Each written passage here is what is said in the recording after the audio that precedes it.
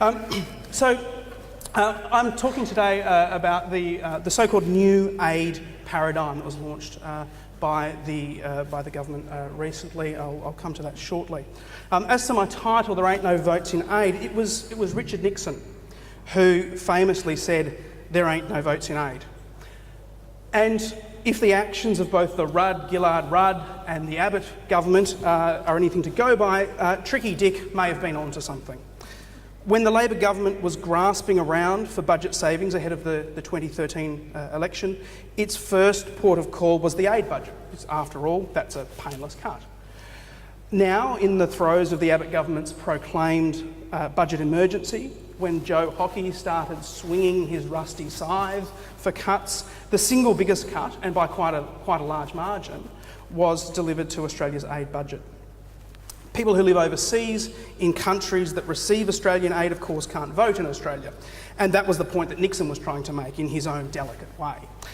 The logic is flawed in the modern Australian aid program, though, because a very significant proportion of Australian aid never actually leaves the country, but more of that in a moment.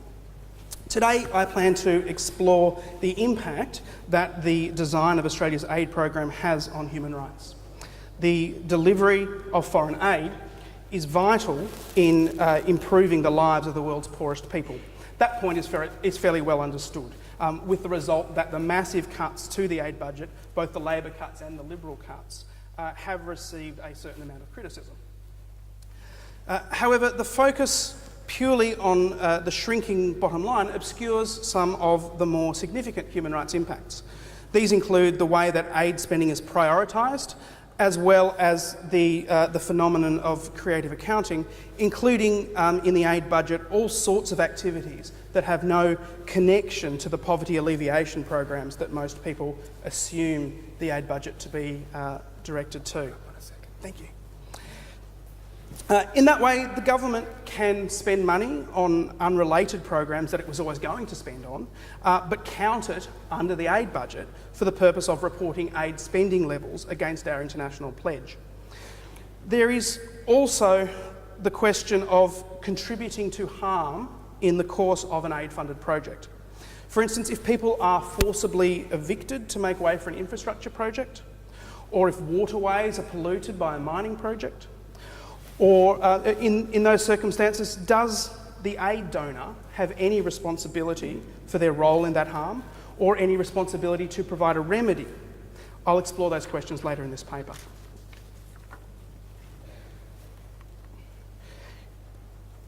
It has always been understood in international human rights law that the realisation of economic, social and cultural rights is dependent on the allocation of resources. So the right to a reasonable standard of living, the right to the highest attainable standard of health, the right to education, the rights to food, clothing, shelter and so on are all dependent on resources. It's recognised that rich states have more resources at their disposal than poor states, and so international human rights law expects more from rich states in fulfilling those rights in their own country than it does from poor states. It is simply understood that in a situation of entrenched poverty, the full realisation of economic, social and cultural rights will be far more difficult. For that reason, it is accepted that states can't do it alone. States commit under the International Covenant on Economic, Social and Cultural Rights, that I've plucked some extracts out of on the slide there. They commit under the ICESCA to cooperate, including through international assistance, to help one another in the realisation of these rights. And an even more specific commitment of cooperation also appears in Article 11 of that treaty in relation to freedom from hunger. When the international community came together in 2000 to tackle the problems of entrenched poverty, states agreed to the Millennium Development Goals. They set measurable targets for the increase of numbers of people around the world enjoying a range of human rights, though not necessarily with the human rights label, by the 2015 target date. They included freedom from hunger and malnutrition, a sustainable livelihood, universal primary education, gender equality, improved childhood and mental health, and fighting epidemic disease. The means by which these goals were to be realised included a commitment by all developed states to devote 0.7% of their gross national income to overseas development assistance. That 0.7% pledge was one that the OECD countries, the Rich Countries Club, first made back in the 1970s, which was then reinforced in the Millennium Declaration. So it was certainly not new. On 2012 expenditure, which I have on the graph behind me, Australia spent 0.36% of gross national income on aid. So just a whisker over half what we had promised, which put us in 13th place in the OECD, the bottom half of the OECD pack, and below average. I can't point, but you can see the average line there, and Australia is below it. So below average, but certainly not the worst, as you can see. All of this is simply by way of demonstrating that aid money is essential to the realisation of human rights in poor countries.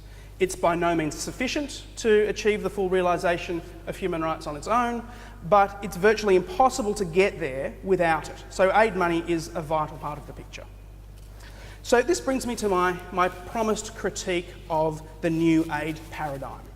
I submitted the title for this paper for the conference on the day that Julie Bishop announced the new aid paradigm. And I didn't know at that time exactly what would be in it, but I was sure that such a fundamental rethinking of Australia's aid program, such as to justify the title New Aid Paradigm, must have plenty of elements in it that could be critiqued from a human rights perspective. So I was confident in saying that would be my title. It turns out that this is a new aid paradigm in the way that a student who cuts and pastes a tract from Wikipedia, adds a new conclusion and a new introduction, considers that he or she has produced a new scholarly paradigm. It's a new paradigm in that sense. This policy, it turns out, is largely the same as the approach under the Labor government, but with some of the elements just ramped up a little bit. So I will briefly address some of the points that the government claims makes this a new paradigm before turning to a critique of Australia's aid program more broadly. So as such, much of the commentary that follows applies equally to the way that aid was administered in the last few years of the Labor government as it does to the program that was announced last month. Among the most prominent elements of the new aid paradigm is the proud pronouncement by the Minister that the aid program shall have twin goals: human development and private sector development. She also said, quote, "We have aligned the goal of poverty reduction with the pursuit of regional economic growth." With aligned the goal of poverty reduction. So one is never mentioned without the other. This philosophical direction is what is behind the description of the revamped aid program as a new paradigm. It's something of an exaggeration that Julia Gillard might have described as hyperbole, but that's what's behind it. There's a stated shift here in favour of an economic growth model. That is, by directing aid investment to private sector commercial projects, jobs will be created, the community will be more prosperous, and poverty will be vanquished as a result. So, in fact, a fair amount of the aid program operated under the same principle under Labor. Labor was less ideologically inclined to proclaim this rationale from the rooftops, the way that Julie Bishop has, but the practical effect was much the same. For instance, Labor initiated a program called Mining for Development, which fits very neatly in this mould. That program is designed to encourage resource-rich states to open up mining. It also pays for scholarships for people to come and study mining technology and courses of that sort in Australia, at Australian universities, and it provides support for Australian mining companies to set up new mining projects, for instance in Africa.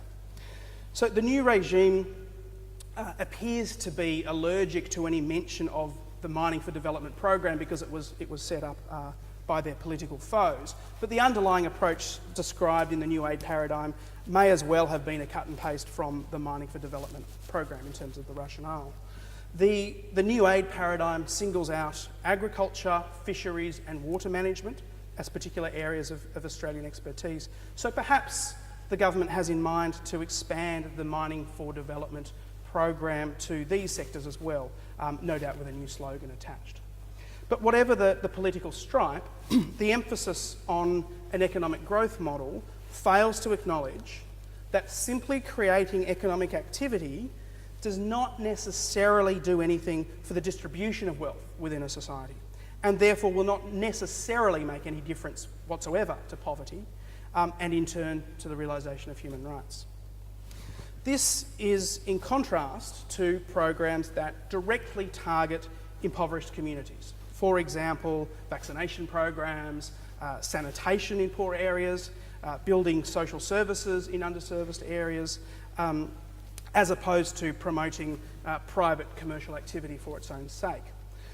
Under a model in which economic growth is the objective, the benefit to the poor only arrives via the trickle-down effect, if it arrives at all.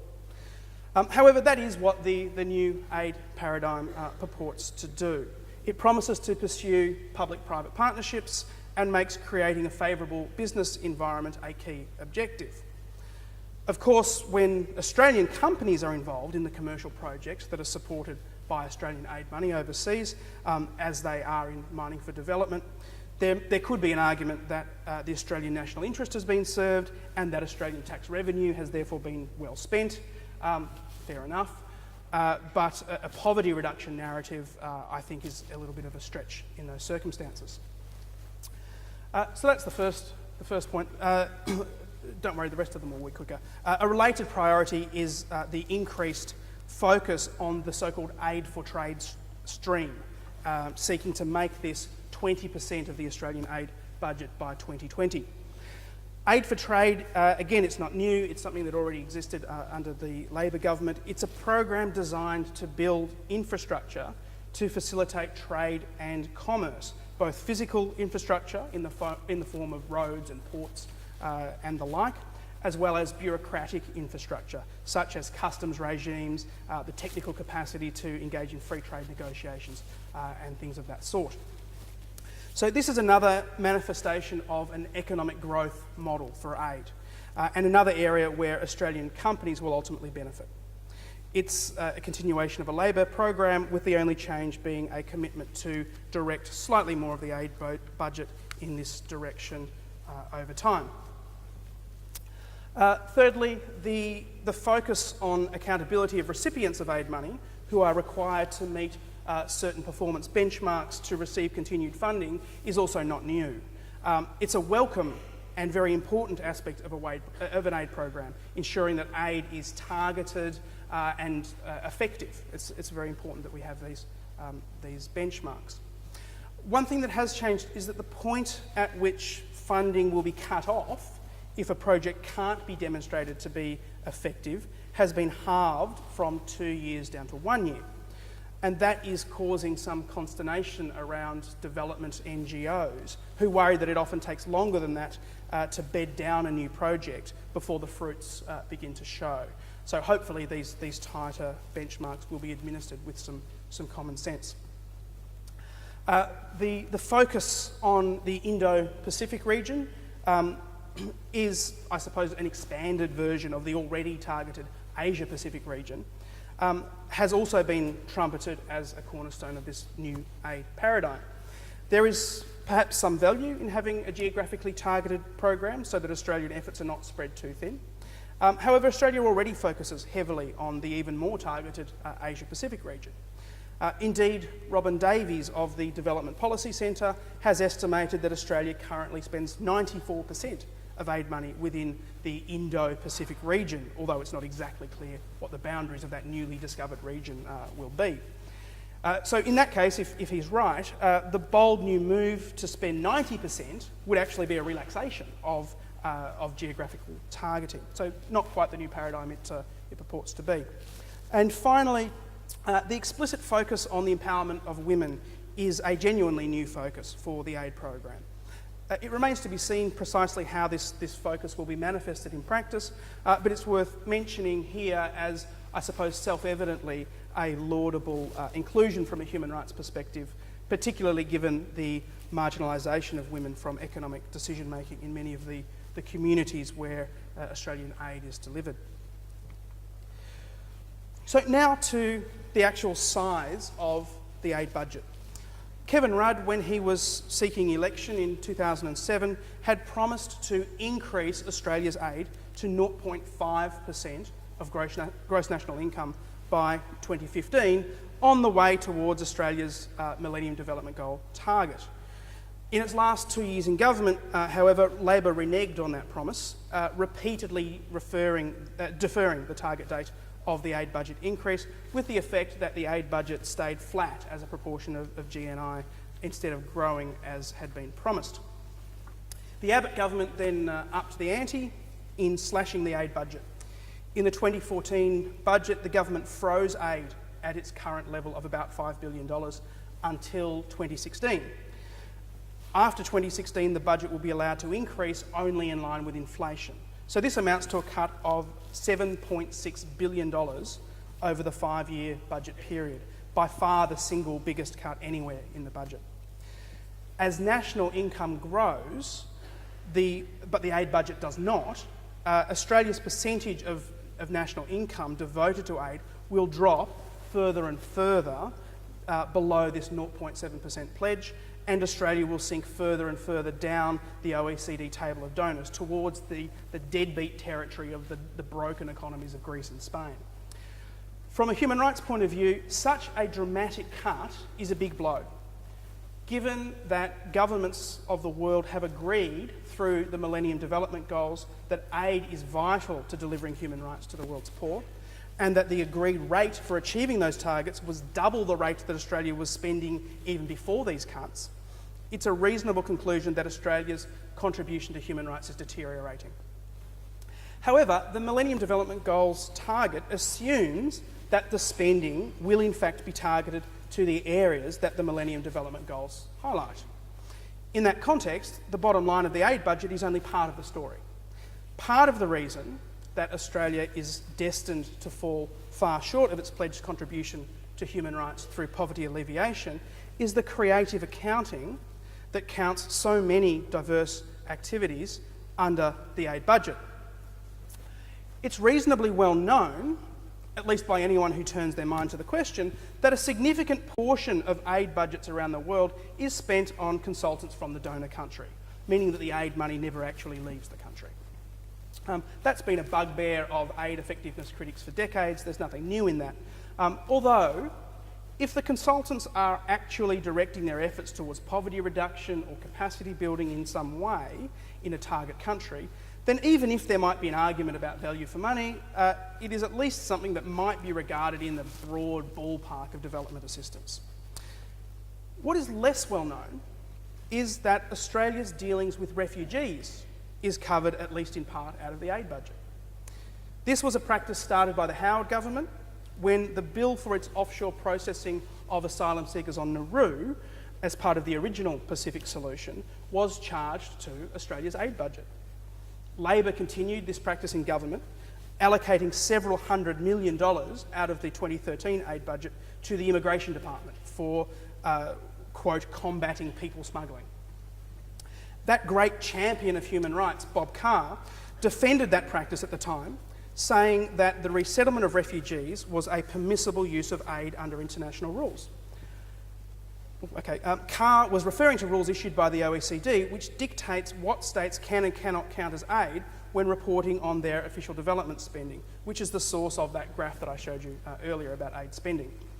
Those rules allow states to claim the cost of resettling refugees in that state, so within Australia in our case, for the first 12 months, on the ground that helping people flee persecution and establish new lives is a legitimate form of assistance to people in need abroad. In contrast, what we have had under 3 successive governments from different parties in Australia is a situation in which a policy of deliberate cruelty towards people fleeing persecution is counted as part of Australia's aid expenditure. And of course, that's exactly what that policy is, to treat potential arrivals with so much cruelty that even a person fleeing for his or her life will be deterred from trying to reach Australia. That's the point of the policy. So we're left with a situation where, as part of Australia's contribution to the achievement of Millennium Development Goals and to international development and poverty reduction more broadly, we are claiming the cost of a program of deliberate mistreatment of people who seek a better life on our shores free from persecution. There are a number of more banal examples of creative accounting in the aid budget, but I think the point is best made by this particularly egregious example. The last point that I was hoping to make was one about responsibility for harm that occurs in the course of development projects. In light of quickly expiring time, I'll just very briefly say that the concern here is that where an aid program, particularly if we're talking about infrastructure building, if we're talking about building a new road, a new railway, a new dam, or indeed supporting a mining project, those projects very often result in the displacement of people, the forced eviction of people, and there are all sorts of difficulties with resettlement that come as a consequence of that. And so I think as Australia heads more and more in that direction in its aid program, in mining, the mining sector in particular, we need to rethink the question of whether Australia has some responsibility for the human rights of those people who are affected.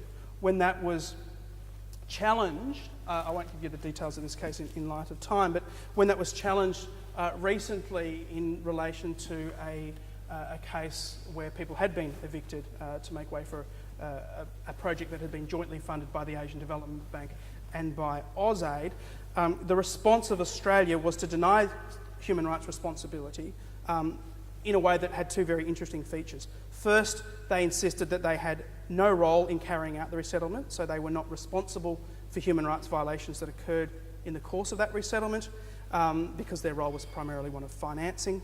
And secondly, Australia argued that it could not have any obligations in this situation in any event because Australia only owes obligations under international human rights law to people outside its own territory if Australia was occupying the foreign territory where the act occurred, or if it had physical custody of the person whose rights were concerned, for instance by detaining the person in a prison. So outside of those circumstances, Australia argued, while state agents might engage in all sorts of acts on foreign soil, their human rights obligations don't travel with them. So I'll leave it at that, but I'm happy to elaborate more in questions if people would like me to. So if we're going to head down this path more and more, the question that I pose is it acceptable to deny responsibility for any harm that might occur along the way? So for this attitude to change, perhaps we first need to demonstrate that there might just be some votes in a principled aid program dedicated to the protection and promotion of human rights. Thank you.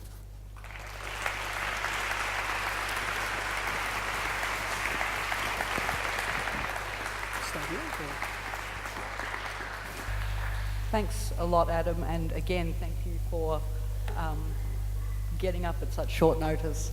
Are there any questions? We've now got some time for questions, so are there any questions for Adam?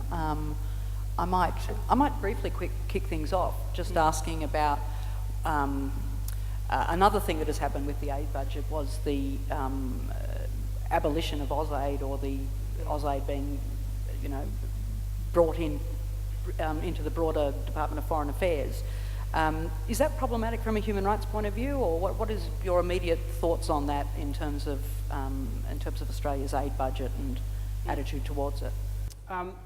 That's an interesting question. It's one that I'm sure, I know there are a number of government people in the audience. They probably can answer this better than I can, because it depends how it's carried out, I think. What some of the concerns that were flagged when this policy... so for anyone who doesn't realise the background, AusAid used to be an independent agency, albeit under the Foreign Affairs and Trade umbrella, and it's now been subsumed entirely. It's now just a sub-department, I suppose, within DFAT. It's part of the DFAT portfolio. And so some of the concerns at the time that was flagged was that it would just be subsumed in an ideological sense, so that in that foreign affairs focus is on pursuing Australia's national interest and to some extent trade as well. Aid would be directed purely to those interests rather than to its own interests. The stories that I've heard coming out of DFAT since the absorption of AusAid into DFAT is that it actually seems to be working reasonably well, so I hear. Or maybe people are just not going to speak out of school, and so they're telling me rosy stories. I don't know. But it seems that things are going reasonably well, and there's actually a good cross-fertilisation of perspectives from the aid side and the national interest side. So it may be that it doesn't turn out to be negative, but depending on how it's implemented, it could be because of the impact of one perspective influencing another. So that's all I've got on that. Okay, I believe we have a question in the front here. There are some roving microphones and it's a big room, so please wait for them. Hi Adam, thank you very much. The Cambodian railway case is certainly troubling. In practical terms, and I know you didn't really have time to get to this, I think, how can donor countries such as Australia directly through their official development assistance, but also indirectly through their membership contributions to organizations such as the World Bank, ensure that they can know and show that development projects auspiced under the foreign aid program do not have any actual or potential adverse human rights impacts? Okay, thanks. So there's, you've given me an opportunity to expand on the railway case, which was that it's a project that was designed for, to move freight by rail to get around. So it was very much part of this economic growth model, the aid for trade type model. And it was a joint ADB-AusAid project. And so the international human rights law has a lot to say about how you're supposed to go about this sort of thing.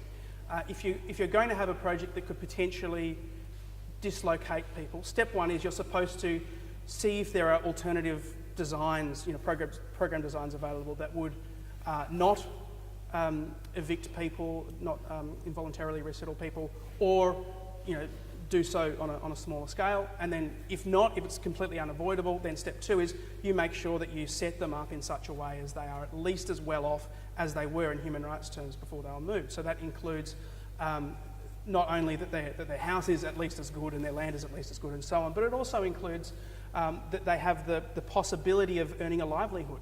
That whatever it is that they were doing before, whether they were farmers, whether they were people who were selling goods to passing traffic, whether they worked in some sort of professional capacity, whatever it is that they were doing before, they've still got the capacity to earn at least as good a living in their new place.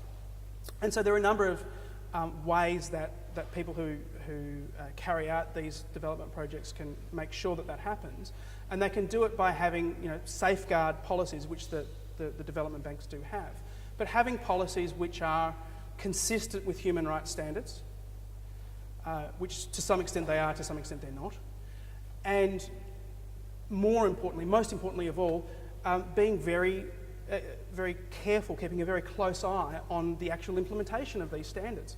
So in the Cambodian case, there were people who were resettled, and they were resettled in a way that didn't give them access to earning a reasonable income. They didn't have access to water. In fact, in one of the resettlement sites, 2 children drowned because they had to go and fetch water from the nearby pond since they didn't have any wells on site. All of these sorts of things.